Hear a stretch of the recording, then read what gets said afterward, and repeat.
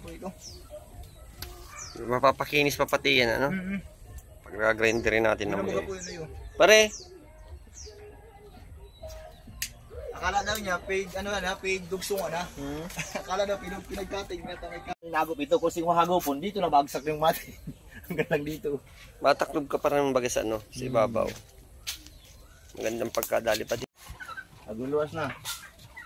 Tao. Sige, sige, hawra. 1, 2, 3, go. 1 na baga. Yo, hawra. Labas na. Sige, terlepas. Sige. Sige pa. Tanggal na. Sige pa, oops. Sige pa. Yo, hawra.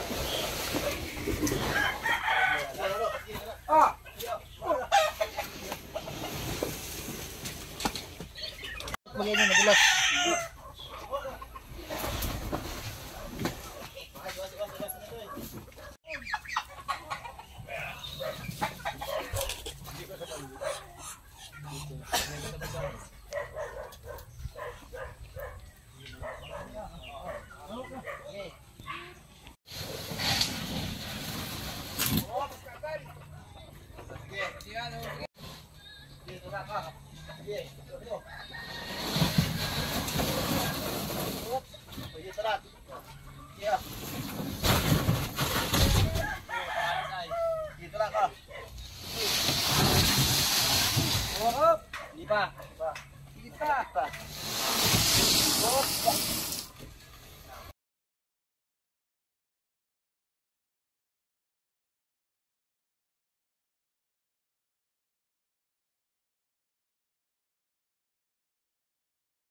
Kawikan daw. Kaya pa mag-ano mga kabadjapong. Sino nakahuli nun?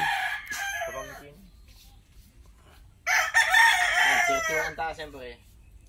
Takot lang yun. Sarap-sarap. Partners natin. Tanghalian muna kami dito ng konti.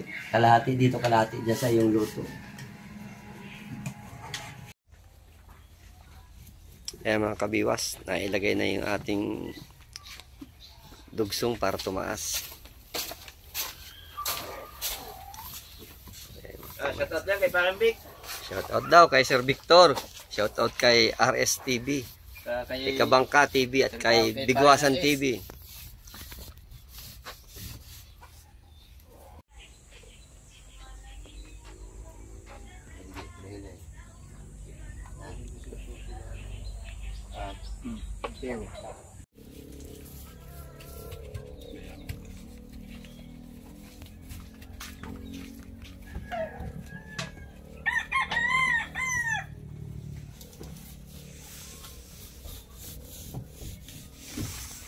Kabiwas, labo-labo.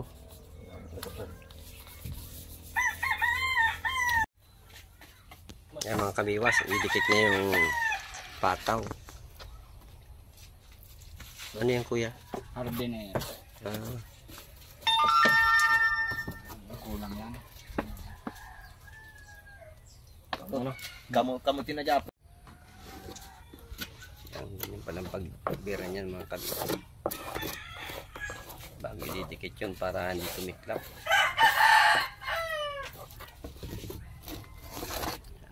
Mga master builder ng Talisay. Yan ang supervisor niya, si Pading Ito, Nicole. si Japong. Si Boss Japong. Pakilala mo pa di. Ang kontratista. Boss Japong, tingin ka sa camera. Yeah. Mag-ayaan mo na. Imposter lang. Ito ka ba yan si Boss? Si Boss Japong. Get up na ulit tayo. Si Boss Japong. Galingan niyo, galingan. Si Boss Japong ng Tokin Bilan.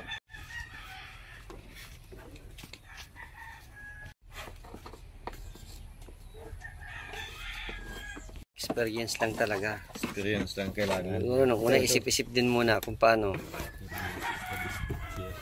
Sa vlog ni Kabiwas. Boss Japong. Bus agad mga kabigas. Dandahan lang palang halo niya at pabilis tumigas. Hindi pa walang bukol yun. Magawa balutan.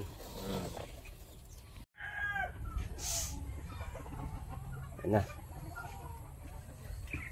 Ilagay na ang ano.